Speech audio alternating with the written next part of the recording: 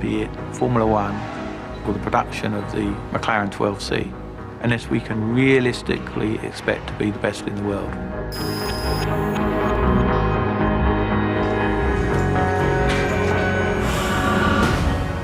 If you built a Formula One car and you wanted it to go as quick as it possibly could, with massive amounts of horsepower, these are the trick bits you'd put on a Formula One car. It's British engineering at its best. We are taking on the world's sports cars. Formula One has the most technically advanced gadgets. You know, it's like NASA of motorsport. I think NASA would compare themselves to us, to be quite honest. Temperatures coming out of the exhaust are approximately about 800 degrees. So we've seen problems with the bumpers melting before. To actually be here looking at the car like this at this stage of the program is unheard of. This is almost as if it's in the womb of the mother. Not even the doctor has seen it yet. This is a dirty job, but somebody's got to do it. Heavy most of the time, hot some of the time. It's more than just one person's dream. This holds really the future key to 800 jobs in automotive. There's a lot riding on this working.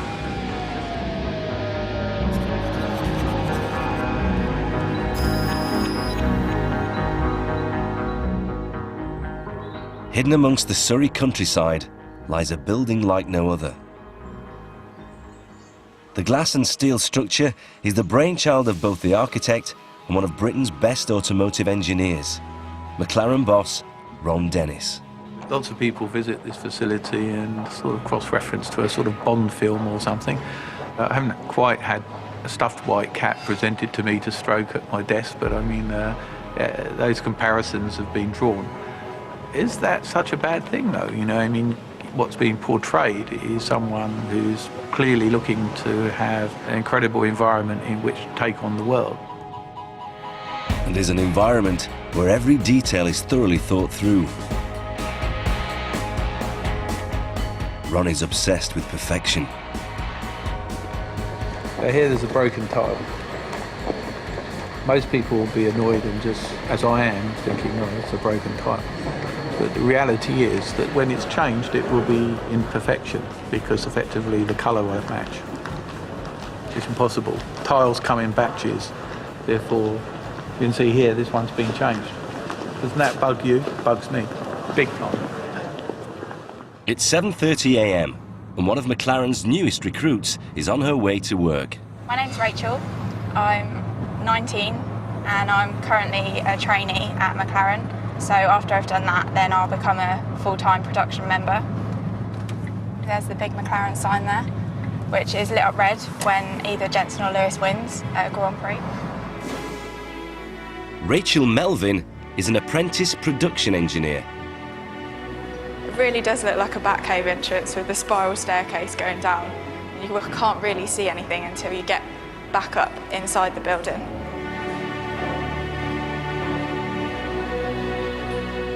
This is not really a general entrance corridor like any other building would have. I thought at first it looked like Charlie and the Chocolate Factory. You know, when they've got that massive white door that just goes into nowhere. There's no question in my mind that you are being mentally decluttered and it's a cleansing experience.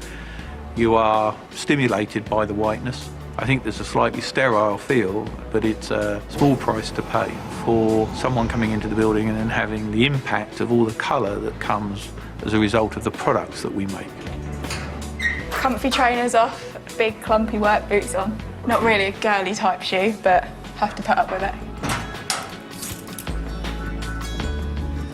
It really is a maze, it's unbelievable. Unless you know where you're going, you'll definitely get lost.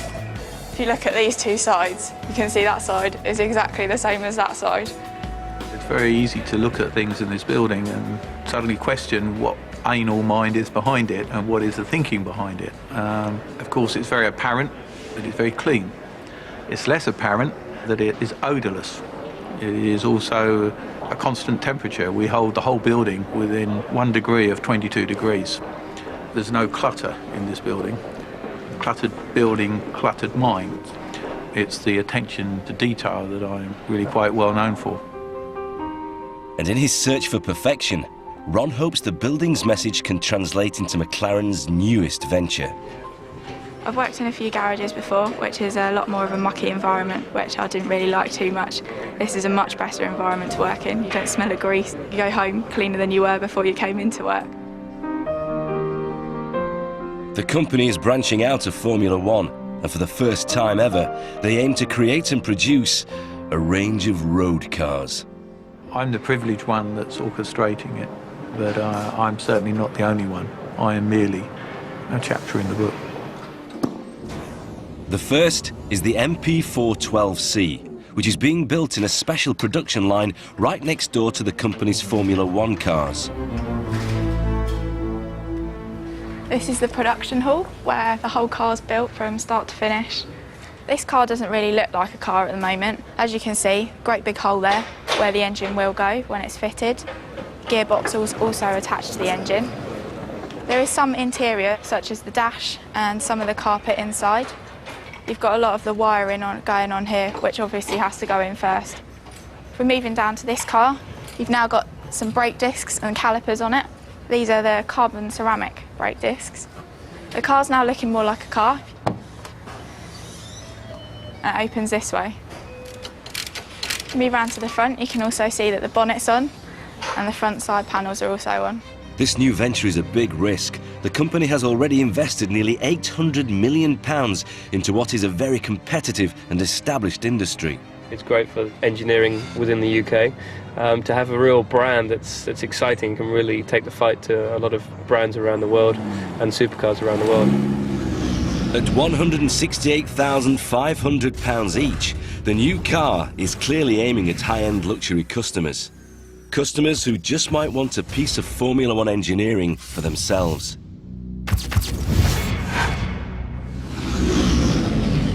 But it's a big gamble for the company. I think this represents the best of world engineering because there's definitely nowhere else in the world they're going to be able to match what our team's able to do.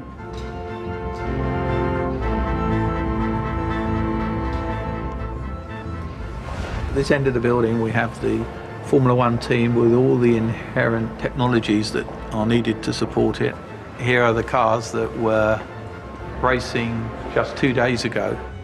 Engineering innovations from over 50 years of experience have often placed McLaren on the winning podium. But Ron knows he'll have to enjoy the same success with his new venture if it's to pay off. I've never really embraced coming second. I've always considered coming second as being the first of the losers. Formula One technology means the company builds some of the fastest and most sophisticated cars in the world. But mass producing this car is going to be a whole new ballgame.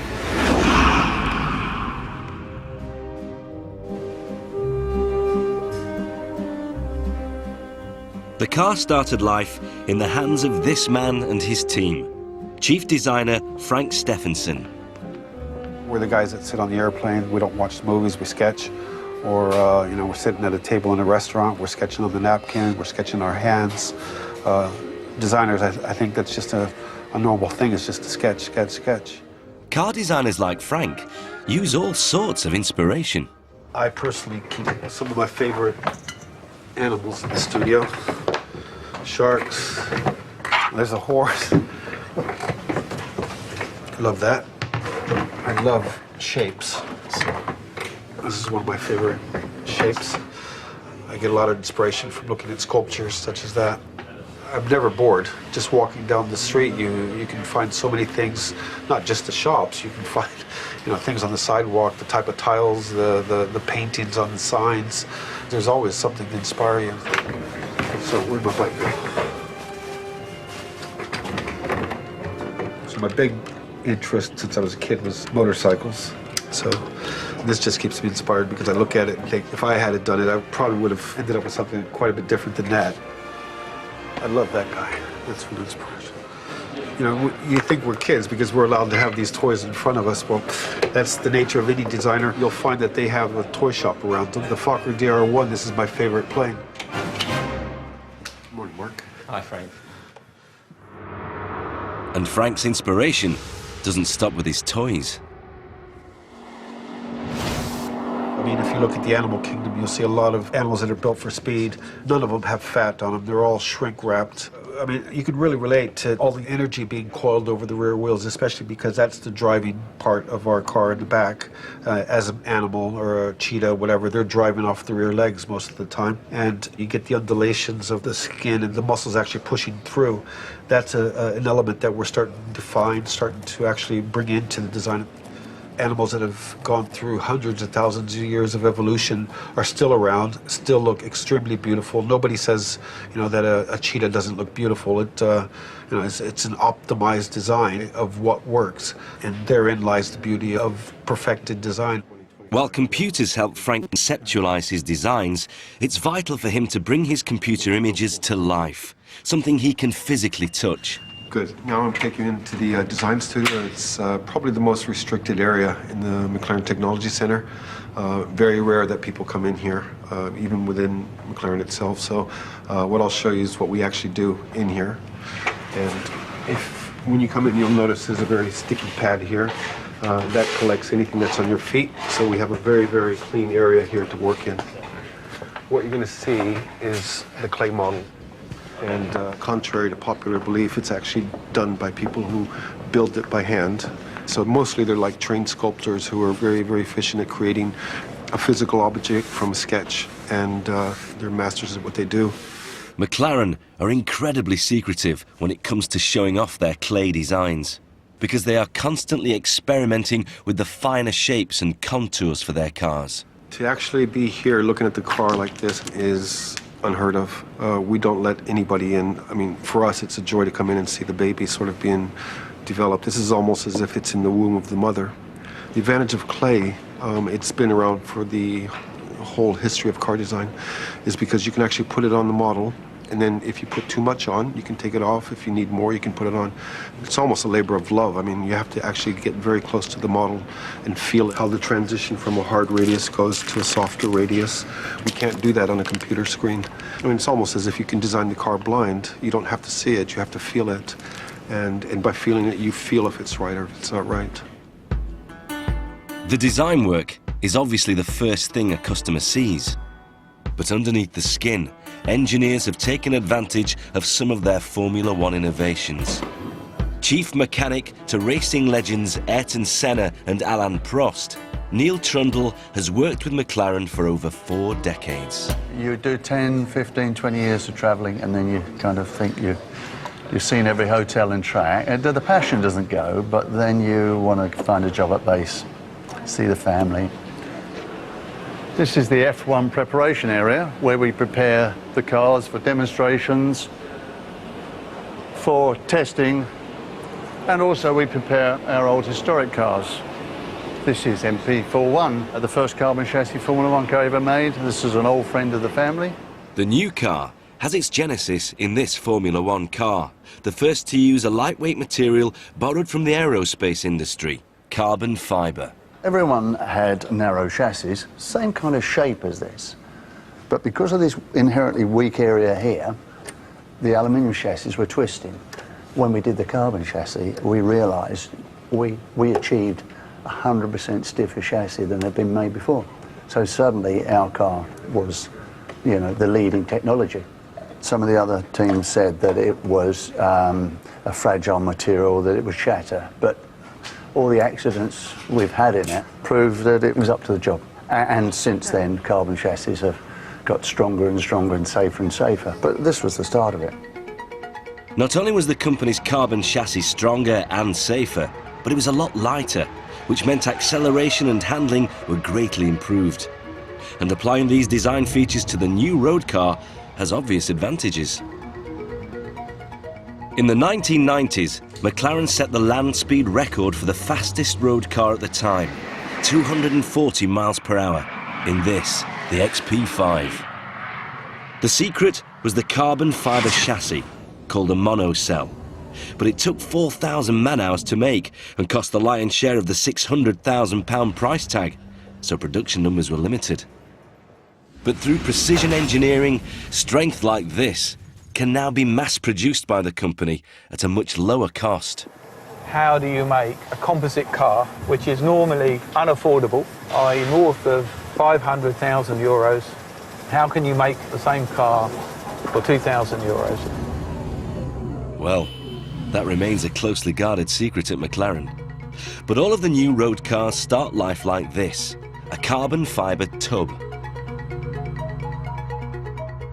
This is the very first component that goes to making the car. Without the tub, the interior doesn't have anywhere to fit. You can't put the crash structure on, you can't put the engine in, you can't put the body panels on. Everything about this tub is maximised to combine as many functions as possible into a single component. Everything has to be perfect in order for us to be able to build the car. The tub is made away from prying eyes in a factory in Austria.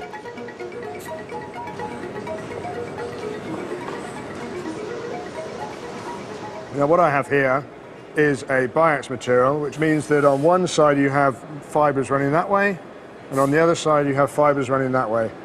And that's held together by the stitching that you can see here.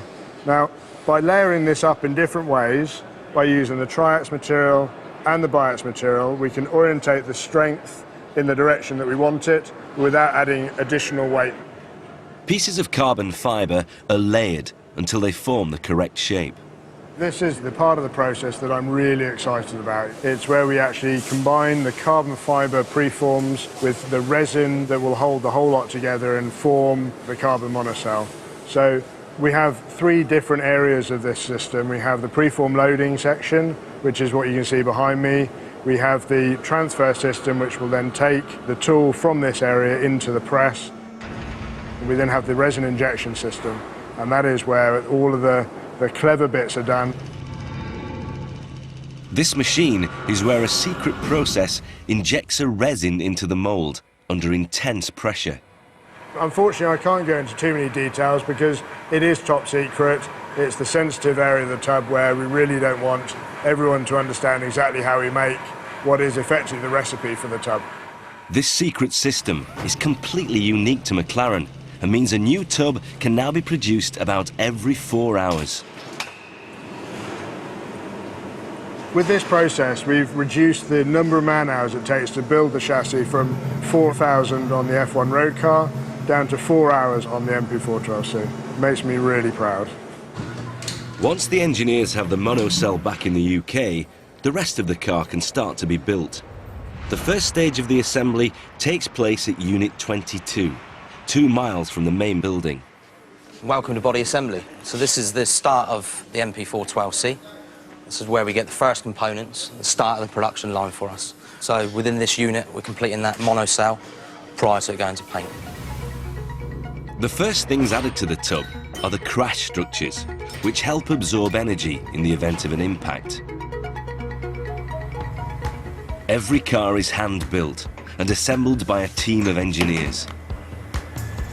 You load these longies, you load them into here with the clamps and so what. Slide it in, put the bolts in, tighten the bolts up, jobs are good and out it comes like. It looks all technical and tricky and that, but really it's just 3 parts there. All that just to put 3 parts on. That's what the jig's for, is to make sure they're all in the right position. Many of the body parts are made from a special lightweight plastic material and are secured using an extremely strong adhesive. This allows them to bond plastic, carbon fibre and aluminium together, and is the same bonding technique used in the aircraft and space industry. Better than super glue, but you've got 2 parts to it, got the orange and the yellow sides. One's a hardener. Once it's bonded, it doesn't come apart. Once you've applied all the adhesive, then you've got to put the parts into the jig. You line it up on these 2 holes here, it's lined up on these 2 pins here.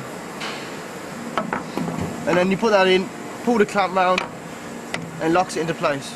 With the body panels attached, the car is moved from jig to jig, where the various other parts are fitted into place.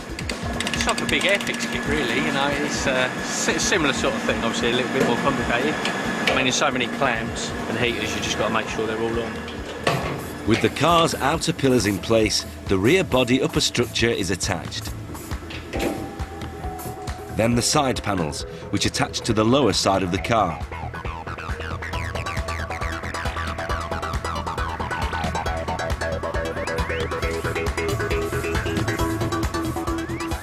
And with the rear panels fitted, the roof tops the list, and the body is complete.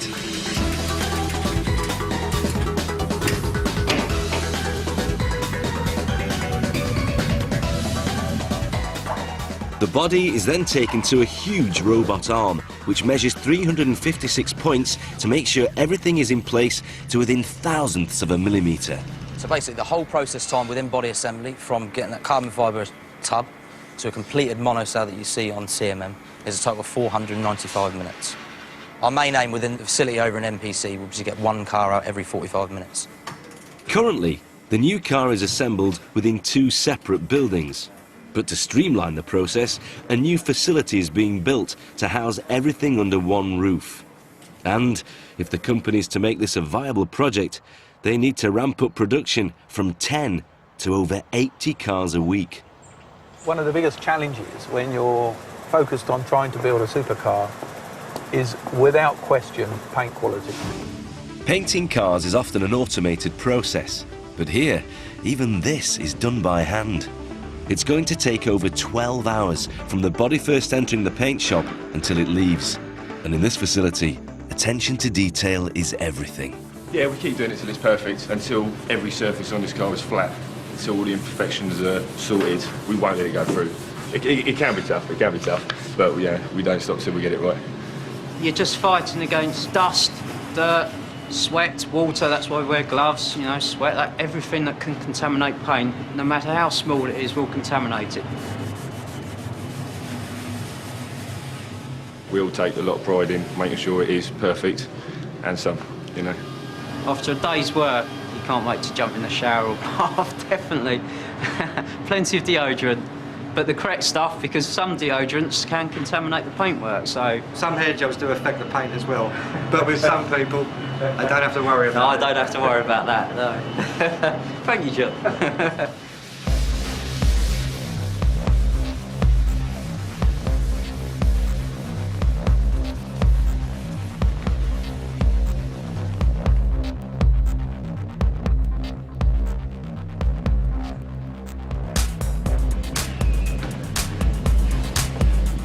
Behind the booths, paint mixer David Carter has worked in the trade for over 30 years. This is called a paint kitchen because you make stuff and create masterpieces, if you like. Different tinters and ceramics, metallics, straight colours, red screens to make all colours of the rainbow and sun. So I would imagine with these tinters we can reproduce any colour that you could ever imagine. Today, Dave is hand mixing Volcano Orange. Gently stir it in, try not to splash any out or onto the side. And obviously with the special colours, the extra sparkle as well. Sometimes it may just sit on the bottom there, and using a clear cup you can see those last bits in there. You don't want to get to a point where you pour it out and half the ingredients are still stuck to the side of the bottom. But before the paint goes on, there's one last job to do.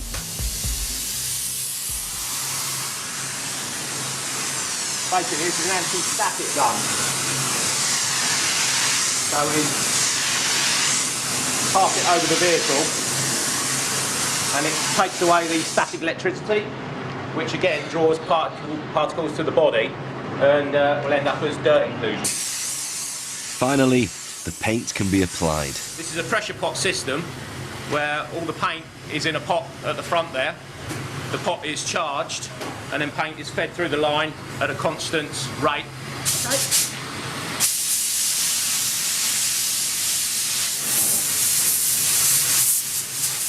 The cars come in a variety of colours, but whatever the customer chooses, they still have to pass an eagle eye.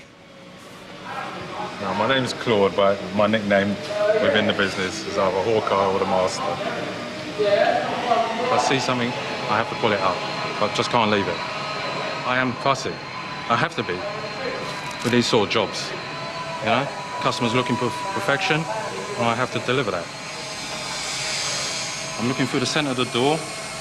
I'm looking basically for flat marks, which will be where I've actually DA'd the panel. I'm just going to look through there to see if the actual panel is uniform all the way through.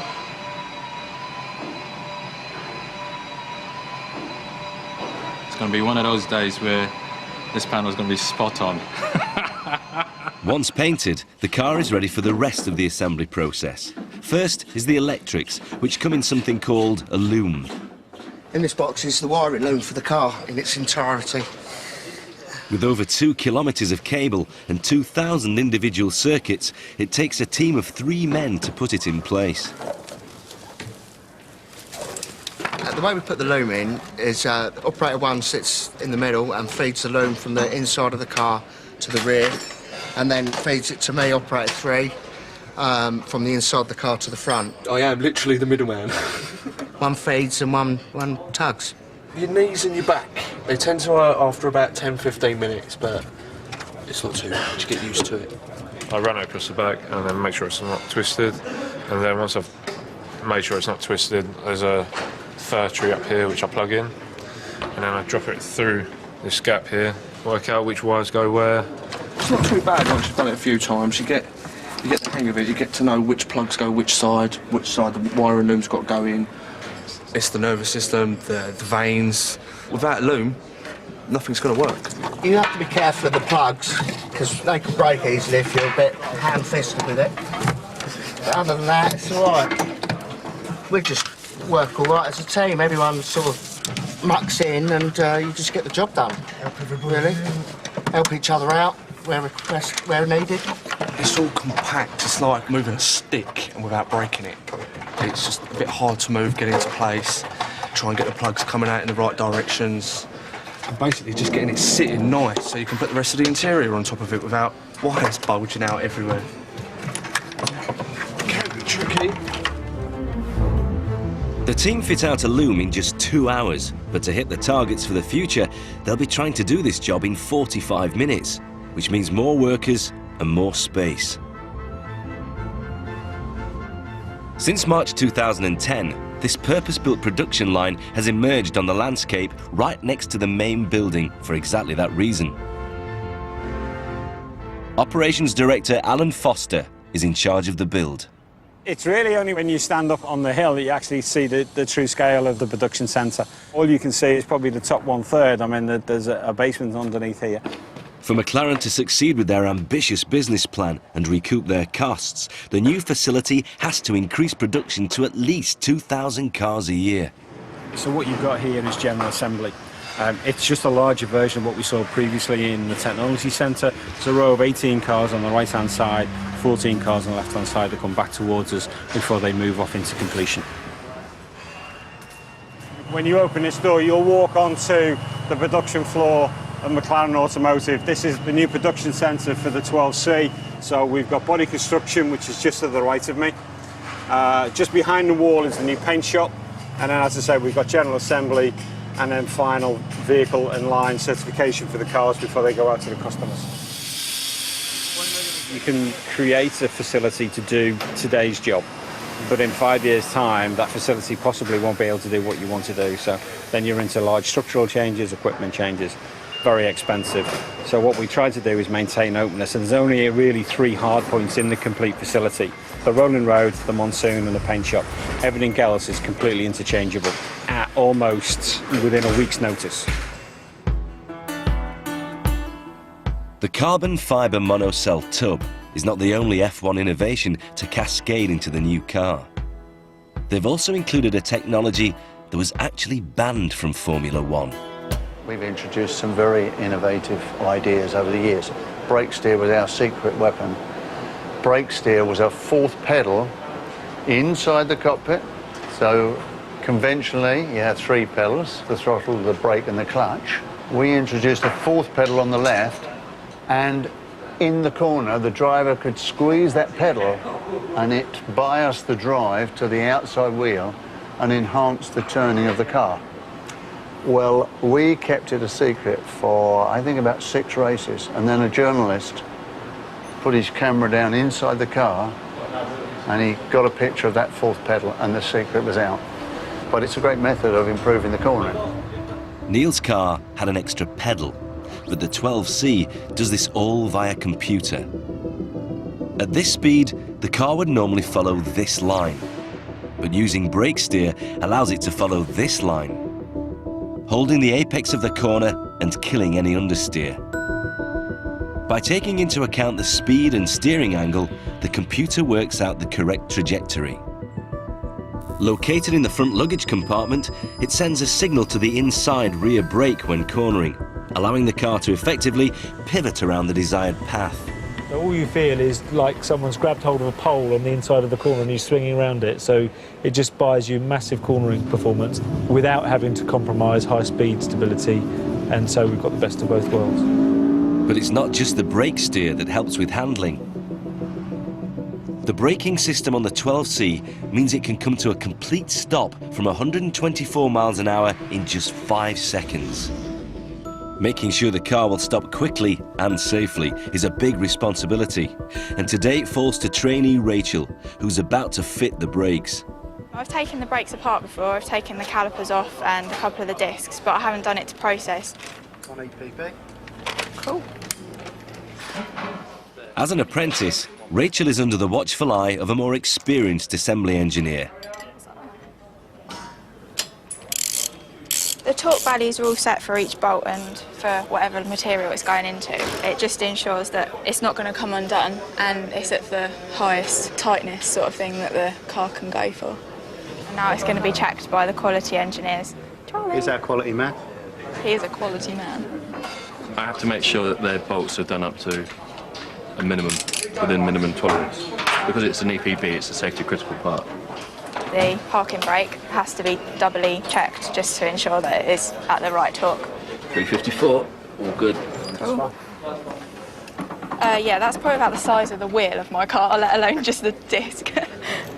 The disc has to sit completely flush on the hub, otherwise it can cause juddering when the car's braking. You want to stop pretty quickly from 150, so you don't want it juddering when you're trying to stop. It's all done hydraulically, so the fluid comes in here, and when you put your foot on the brake pedal, pushes the fluid round the system, and then that will push the piston closed, which will clamp the 2 pads onto the disc. That's sort of a quick explanation, really. Just make sure the holes are lined up with the disc before you start. And the bolt in. That's it, yeah.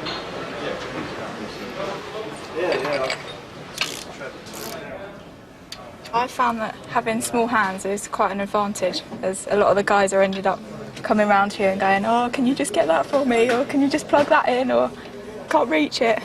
So it's quite good in that respect. Yeah, I worked my way up through apprenticeship, and it's nice to see young people like Rachel coming through and really doing good stuff, you know, and it'd be nice to see them work their way up as well. Doing the brakes on the car is quite tricky. You've got to make sure everything's aligned and sitting right on the car, and she does it perfectly, really. Hopefully when I've worked out how to do it today, I'll be a lot more confident in changing any of the brakes, and it'll be a lot easier when a job comes in. Hopefully get it done a lot quicker. That's job done for the brakes. While McLaren have been adapting their F1 technology for many things, it's different for the engine. The car's 3.8-litre twin-turbo V8 is the first engine the company has ever designed themselves. A V8 is basically 2 4-stroke engines bolted together with a single crank. A 4-stroke engine works by allowing air and fuel to mix in the cylinder. At the first stroke, a vacuum is created. At the second stroke, all valves close, allowing the pistons to compress the air and fuel mixture, ready for detonation by the spark plug. The explosion forces the piston down, transferring its energy to the crankshaft, which in turn powers the flywheel, the gears, and the wheels. The last upward movement of the piston forces open the exhaust valve, releasing used gases. The pistons are just one of the 1,100 handmade parts in the engine, and they're made at a specialist factory in Basingstoke. It's the job of Sean Ward to turn these blocks of aluminium called billets into pistons. I've only been in engineering 10.5 years. Before that, I spent 9 years as a lorry driver, and before that, I was 12 years serving King and Queen and Country, I should say, not King and Country. I'm not that old. The lube we use is a graphite-based lube, sprayed on with a carrier, which is GTX. The billet is first heated to 460 degrees C, or gas mark 21, to make the alloy malleable enough for Sean to forge. And the lube we use to paint on the brush is also graphite based, and it just stops everything from sticking onto the tool. The hydraulic forge press has squeezed up with the equivalent weight of 88 elephants onto the preheated aluminium billet, creating the basic shape of the underside of the piston. Quick visual check, yep, everything's okay. It's like baking a cake, this job. You've got to get the temperatures right, you've got to get the ingredients right, otherwise you don't get no cake. In here, we have enough pistons for 29 engines with a few left over. So this week, I've produced enough pistons for 60 cars. I don't normally look at it in that perspective, so I'm quite chuffed with that. But when production ramps up in the new building, Sean will need to build nearly double the amount of pistons. Basically, this is the what we call the 600 oven. It's the main heat treat quench oven. When I can get it through the gate. It's a bit of a tight squeeze and they're quite heavy. To optimise the piston's basic metallic structure, the forgings are cooked again at 485 degrees C for 10 hours. The parts are then dropped into a secret solution. This type of alloy increases in strength as it cools. Then they're cleaned through an acid line, removing the graphite lubricant that was used in the forging process. It can burn you, so it's best to wear your apron, long gloves and the visor. They're placed in acid for 4 minutes and then washed off before they go into another of Sean's special solutions. In here we have tiger juice. Put it this way, if I was to put some on the concrete, we'd see bubbling and it would disappear down towards the centre of the earth. It is like wash it up, but don't tell the wife. Otherwise she'll have me doing it at home as well. As you can see, before acid, after acid. Now we come to the fun bit. Pushing this into the aging oven, something you have to put your back into.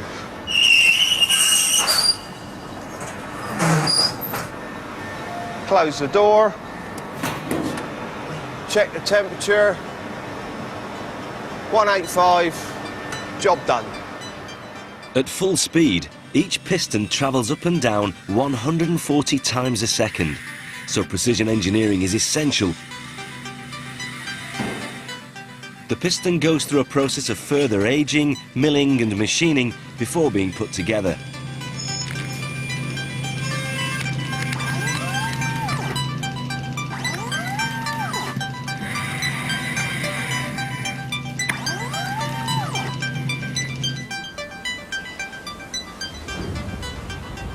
So this is where we actually put the piston together with the piston rings, gudgeon pin and all the pins that go with it. And this is ready just to be packed up in the packaging and actually sent to the engine builder. So we have a full set of engine pistons and a set of engine liners. The engine liner will go in the block, the piston will get connected and then assembled together. And then that basically is what you've got, the heart of a supercar. Then you turn the key, 170 mile an hour and away you go.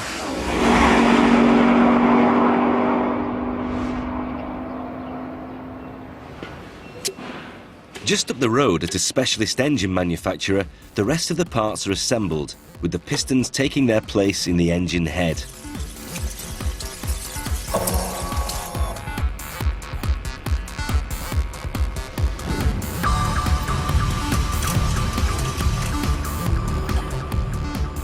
But this company doesn't just build the engine, they also create what it will actually sound like. My name's Matt Maunder. My job is basically to make cars go vroom vroom as nicely as possible. That's my job. You might think the sound of the engine is just a byproduct of the moving mechanical parts, but it's actually been designed by an engineer. If you've paid extra money for a sports car, you really want to have something that's going to make the hairs on the back of your neck stand up a bit more vroom vroom. And when it comes to how a car should sound, this man is obsessed. This is the Ricardo car park. We're going to have a look round, see what cars we can see. That's a Japanese car. That's probably pretty quiet, I should think, that one. BMW, that'll be tuned up for the American market a little bit more rumbly. That's a Lotus Esprit, isn't it? I think that's a turbo engine. And yeah, they're pretty much a high-speed European-style screamer, that one. And they're all four-cylinder cars, and they're all a bit dull. British people definitely like a bit more exhaust sound coming out of their car. I guess it's kind of throwback to sort of motor racing history that we've got in this country. Yeah, Americans tend to like more of a burbly V8 sound. Italian cars tend to be a bit kind of shiny, pointy-shoed, you know, and a bit girly sometimes, but they kind of squeal beautifully, I think, that's what Italian cars do. Japanese don't seem to care about the sound of their cars, so they're quite happy to have something that's just quiet and innocuous. I mean, there's a Honda there, but maybe they're too polite to have a raunchy car sound. That's what it is. We did a study that showed that sound made up basically half of the feeling of sportiness. You know? So part of it is the feeling of acceleration being pushed back into the chair, but the other part is the oral onslaught you get coming to your ears from the engine. McLaren's brief was concise. They wanted it to sound really extreme as a sports car, in fact. So first part of the work we did actually was to try and find out what that meant. So we've got here the sort of the most boring sounds. So McLaren thought this one was dull, normal and weak, no character, like a Kylie Minogue pop tune, you know. And then this one is the kind of Kanye West, very well produced, smooth, precise, pleasant. I quite like that one. Whereas this one is a bit more extreme, you know, a bit more rough around the edges, a bit of a dizzy rascal, that one. Welcome to the least echoey room in the world. Basically, these wedges are made out of absorbent foam, and they actually absorb the sound. But because of the shape of the wedges, as the sound comes in, it bounces further into the cracks. So it also hits the foam multiple times and never comes out again. That's the idea. Which is the same effect as you would get if you're outside on an open field, where the sound just travels away and there's nothing to reflect it back again towards you. And that's why it sounds a bit strange. So this is our workhorse car, which we've been using for the development of the sound of the car. The business end is at the back, of course. The 12C has a relatively small 3.8-litre engine. To get the power associated with a supercar, engineers have bolted on twin turbochargers, which force more air into the cylinders, creating an even higher combustion level. The turbocharger actually cuts down a lot of the sound that comes out of the exhaust pipes, which isn't really good for a sports car. We want to have as much noise as we can coming out of there and tune to a nice sound as well. So one of the key things we've had to do on this car is to tune the exhaust system to match up with the turbochargers so that we can get the right kind of sound out of the back of the car. The engine is like the breathing, spitting heart of the car, and then it's got two saxophones on the back of it. And by tuning the exhaust system to get the right kind of mixing between the different cylinders, that gives us the Metallica sound that we were looking for earlier on.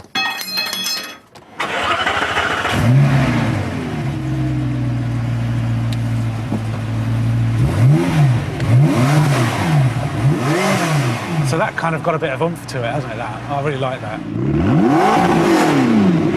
Yeah, I can really say, like, I did that. I made that car sound like this. And that just makes me feel quite proud.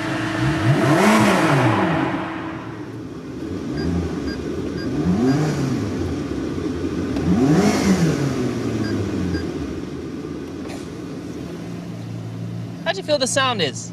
I like it. Yeah? In sports mode. Really? I can't hear it. You put it in track, it's good.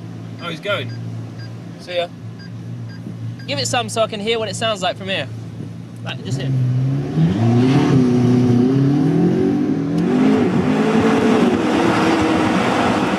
Okay, we're on the runway. It's slippery as hell. 4,000 RPM now. And now I'm dumped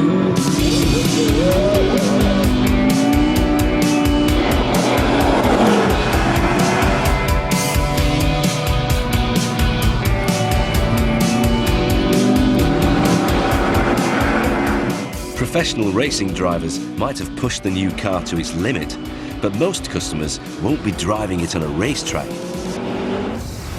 It's a road car, so how it handles on different surfaces all around the world is a top priority. We use these secret proving grounds for two reasons. One is confidentiality, so that we can develop our product to a level where we're happy to sell it. So, if we're going to make any mistakes, we want to make them in relative secrecy. The second reason that we come to proving grounds is that you can pretty much do within reason what you want with the car in terms of speeds and how fast you go around corners, and obviously you can't do that on the public road. This kind of testing allows them to find and fix faults before customers do, and they use specially built roads to do it. So this surface is a specifically designed, badly maintained road. It will expose any squeaks and rattles. We're now going on to the Belgian pave surfaces. So these generally give shorter wavelength inputs into the car and expose any kind of secondary ride issues that it might have. Or if anything is going to drop off the car, it would be here. It does rattle you around a little bit driving over these things. These are the washboard surfaces, which are quite harsh and not dissimilar to sort of cat's eyes on a motorway, but more severe. It's quite difficult with a sports car that needs to be stiff in the corners to also be compliant on the bumps. The new car has some very clever engineering which should allow it to cope with most road conditions. At each corner of it, there are independent spring and hydraulic dampers. Fluid-filled chambers are linked to each other. As high pressure meets high pressure under roll, the chassis stiffens. But to have a more comfortable ride on a badly maintained road, hydraulic lines connect the front and back, allowing each wheel to operate independently.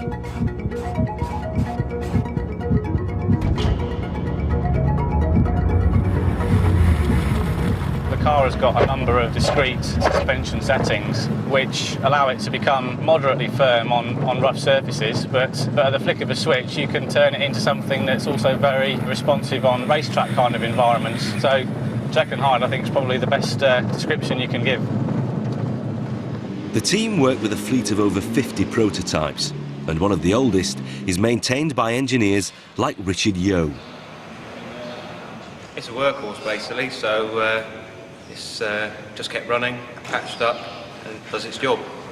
Temperatures coming out of the exhaust are approximately about 800 degrees, so we've seen problems with the bumpers melting before, so it's just a way of bypassing that and just carrying on. When the team discover problems like the melting bumpers, tweaks and adjustments can be fed back to base to fix them. This car does look proper Mad Max, but I can assure you all the equipment in the car is top notch and is the highest spec that you can get. As you can see, it's quite different to a production car that you would see on the line. We run quite a lot of data logging, 2 screens here so the driver can see everything that's going on with the engine, and also all these switches here are bespoke to nearly all the test cars. So you have here fire extinguisher armed, engine kill, battery kill, and this will be for just recording their laps during the durability cycle. And on the rear shelf is where the data logging computer normally sits. Having worked on this project for nearly 5 years, Richard has become rather attached to this prototype. Yes, my baby. I've worked with it for a long time now. What will happen to it eventually? It's going to get crushed. Yeah, it will die eventually, this car. Although it keeps refusing to. The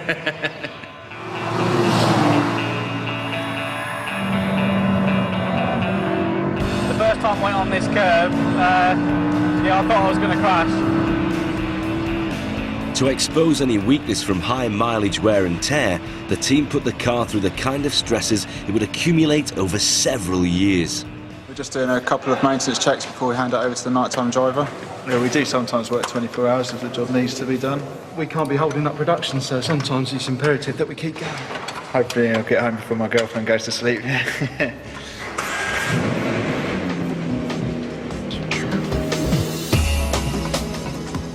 The testing programme is not a 9-to-5 job.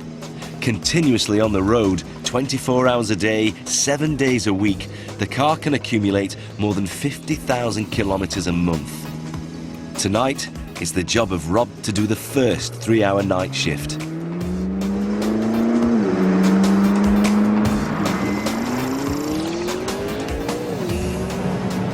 If we ran just during the day, we'd get half the amount done, and in such a short period of time, we managed to gain a lot of information.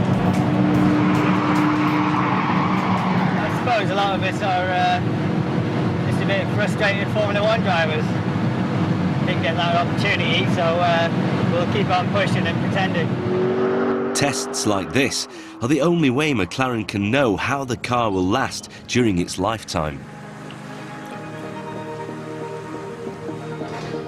Back at the assembly line, the new cars are about to have their engines fitted. To save on weight and space, the engine and all its ancillaries have been packed extremely tight. The assembly engineers must take utmost care when bringing the car down, guiding everything into place and making sure nothing clashes. Bolts are put in underneath the frame and the engine is fixed in place.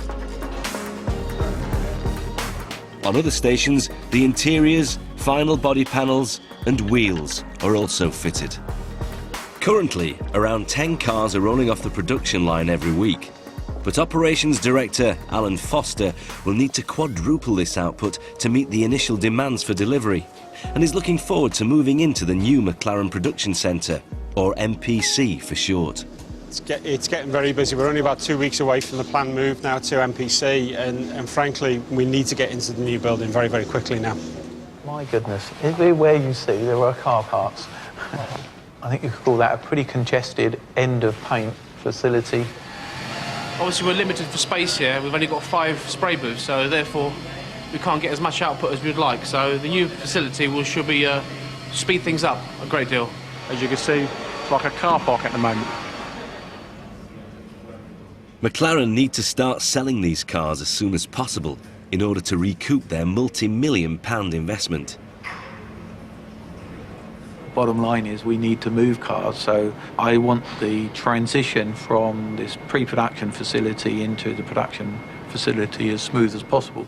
Despite the mounting pressure, the company remains a stickler for detail and continues with its drive for perfection. The casters have arrived and the suppliers changed the colour of the rubber, and that's not acceptable. It's not the colour that I ordered. So it's going back and they're going to change them. That times 400 throughout the build facility would just look too dark against the background that we've developed within MPC. The colour it should be matches the cabinet and the walls in this room. As you can see, a couple of shades too dark. With the new casters in the post, it's now just weeks before McLaren need to start delivering cars to customers, and today is the day of the big move. My plan is we will take them over in groups of 20 so that we can give them an induction. Yeah. Kind of show them station locations, etc. Cars will be going after lunch from here. By the end of play today, I expect all of my team to be out of their lockers and go to work in there tomorrow morning. Okay, thank you very much, guys. Okay. It's taken 14 months to build, and Alan realises the hard part still lies ahead. It is quite a massive move. To think that you're going to move a whole factory in less than 8 hours is quite insane, really. Body assembly and the paint teams are the first to move in, and Executive Chairman Ron Dennis is on one of his frequent inspections.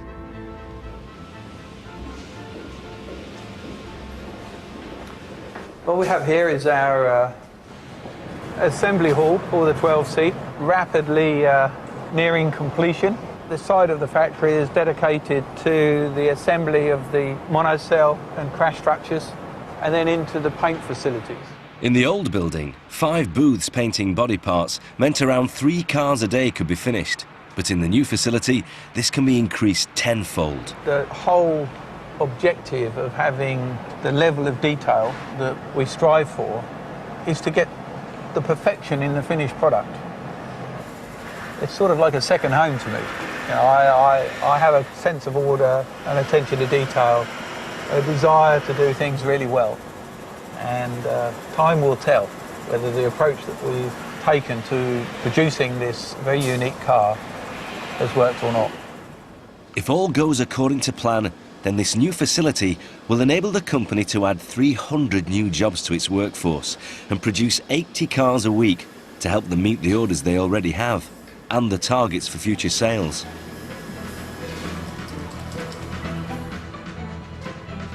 But now it's time to unveil the new car at the new dealership in London's Knightsbridge. In the end, I think it's all about selling cars to real people, and this is where it starts. I think it looks fantastic. It looks absolutely amazing. It's a big night. We've been looking forward to this for a long, long time. Personally, it's like going to the hospital to see your baby finally being born and brought out into the daylight. I like the way how the doors open as well. It's really cool. Big smile. When the doors open for business, the first customer that comes through the door will be told, I'm very sorry, it's a 2.5 year waiting list, which in this world and this market is a great thing to hear. I've ordered 3, obviously. This is the point that we've all been working for the past 4 or 5 years, so very, very, very excited. Difficult to put into words. The phrase that comes to mind is I'm clearly in on this one. That's when you know you've got it right, when everybody looks at it and says, you know, I wish I could have something like that. There may be glitz and glamour at the launch, but for the engineers, there's an important message to be understood. People say manufacturing has been dying to death in this country, but anything but. Manufacturing is getting busier and busier. We're a nation of inventors. We've had a long history of being the best at what we do, and basically, I'm just trying to carry it on. There comes a point where we need to share it and take it, whatever comes, be it critical or praise. It will go to the market. The first car was delivered. That is the first car. The dealers will receive all of their cars by the end of the month. We will ramp production to 4,000 a year over the course of the next 4 years. We are going to be criticised, but I can tell you we are going to succeed. Thank you very much. With the creation of their new car and the facility it's built in, McLaren know the stakes are high. The place is so big, it's amazing. I can't believe how clean and white and sparkling, brand new everything is. I said to one of the guys today, you know, if you went down to hospital down the road with your arm car, you'd rather be in here having it tended to than down there. I made that car sound like this, and that just made me feel quite proud. You'll see it driving down the road and everyone's going to be like, yeah, my friend Terry fitted that car. We've made cars in Britain for decades, and although some argue we have passed our heyday, taken as a whole, the automotive industry still accounts for around 10% of all UK exports in a highly competitive international market. You can feel the passion in this place. There's people that have been here a long time, and we're not just here for the money.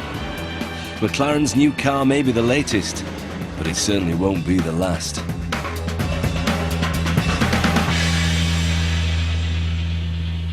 In the next programme, we meet the engineers in one of Britain's most high-tech industries and discover how to build